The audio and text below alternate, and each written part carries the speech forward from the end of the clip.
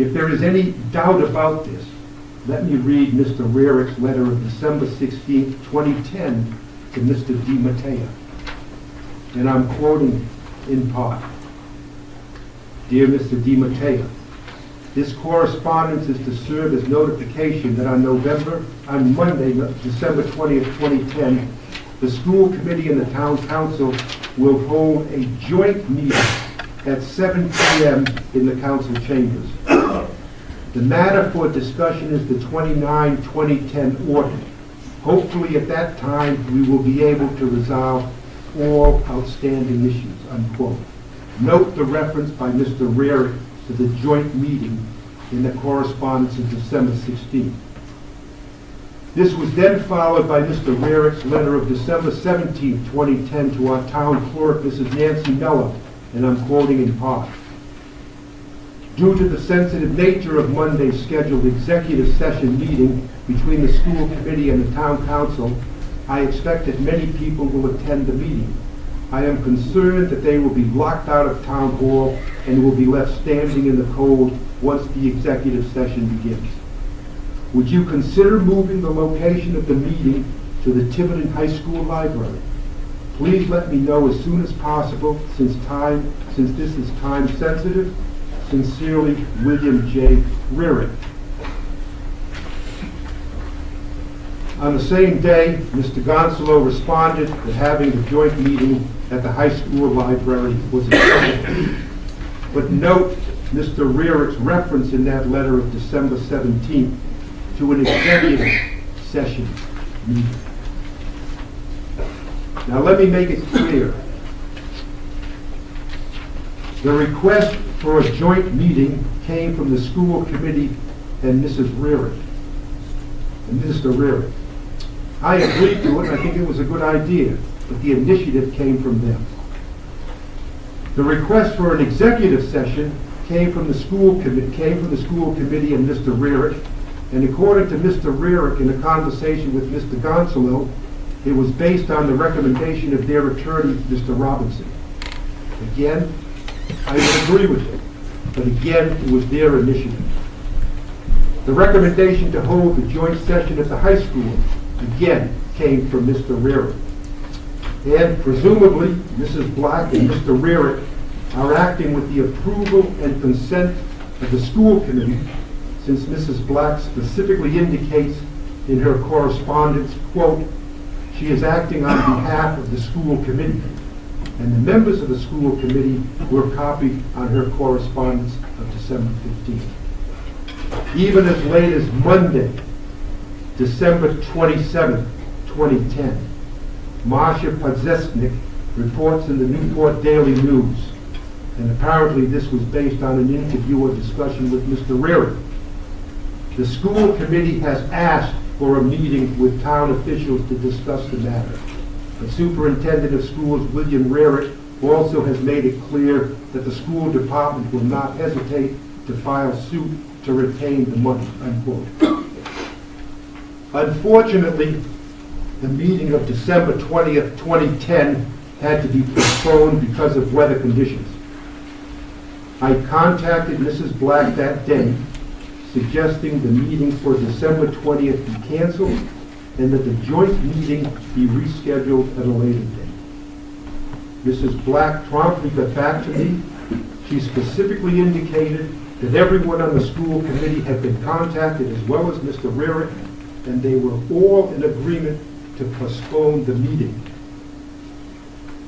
Mrs. Black, and to her credit, at the recent hearing of the school committee 2 days ago, describes that discussion as follows. Quote, Mr. Lambert asked me if we would be willing to postpone that meeting, not cancel, postpone that meeting. I contacted everyone and they said it was fine, unquote.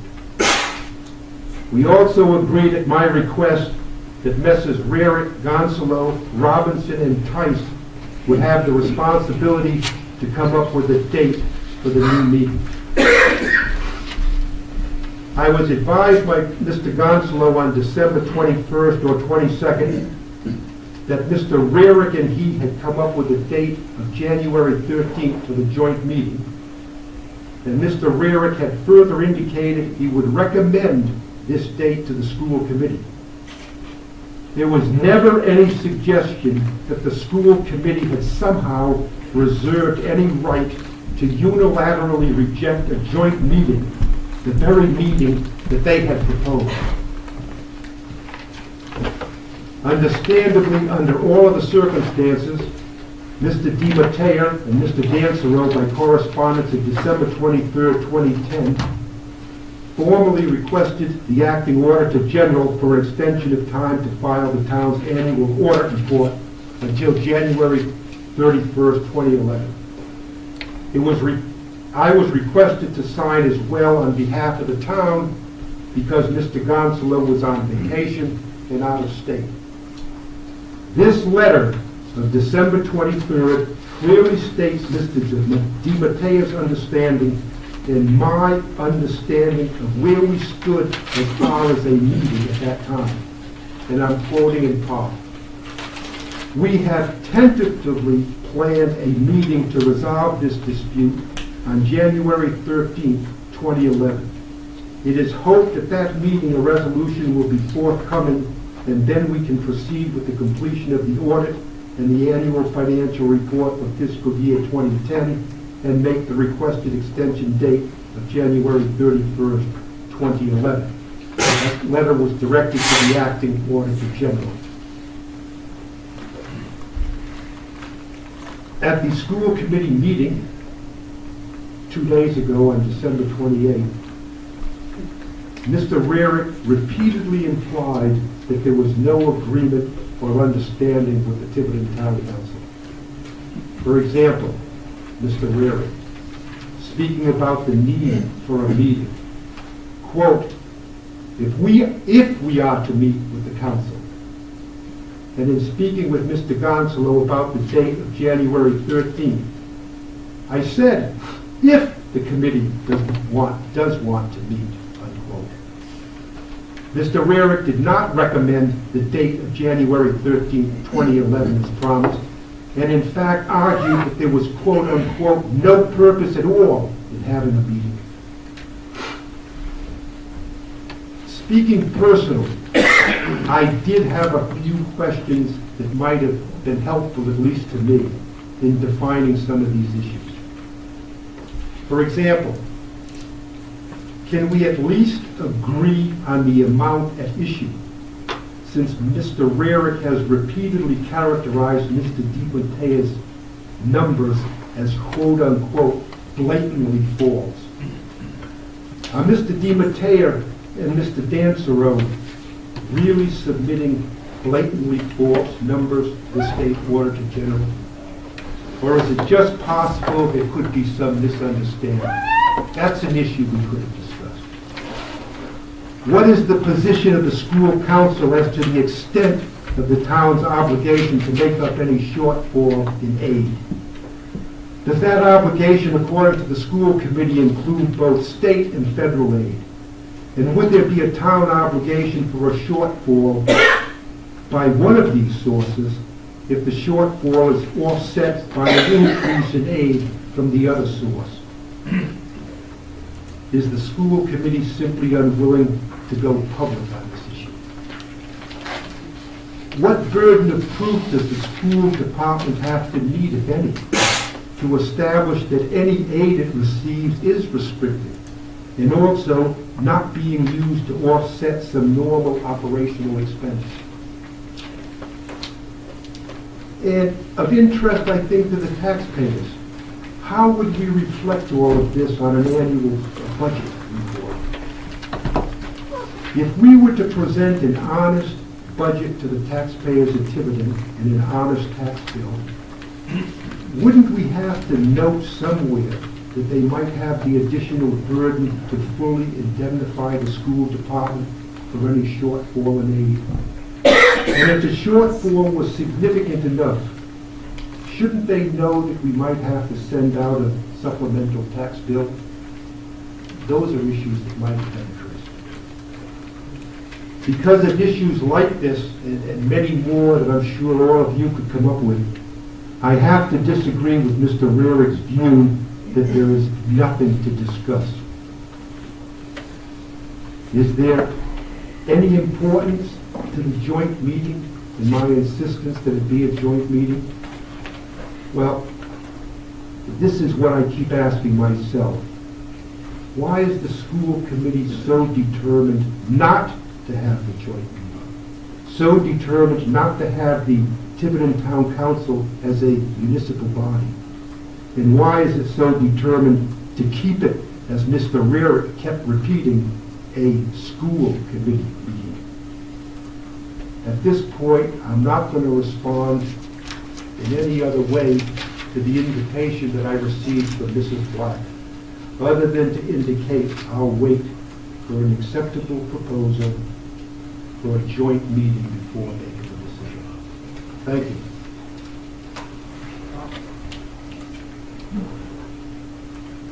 Do we have anyone else that wants to speak on this issue? Mr. President, I have created a small presentation that you have in front of you and that I can put on the projector. Essentially what it is, it goes over the numbers, and I can walk us through that if we believe that that's necessary or helpful. Whatever you think is appropriate. I think really the purpose of this special meeting is to make sure that the taxpayers in Tiverton are as informed as possible. That's why I went through all of this history, to make sure they know who said what, when and where, and who hit who, when and where. If you feel you have to go over the numbers, perfectly appropriate. I want to just say that, go ahead. Okay, at some point, I want to just add a few things to your presentation of the history. I have a few bits of information that you are not aware of, and I just wanted to add that. So. At your pleasure. Okay, I just, very quickly, I just wanted to, first of all, I just want to clarify something with the remarks about the initiative for the joint meeting.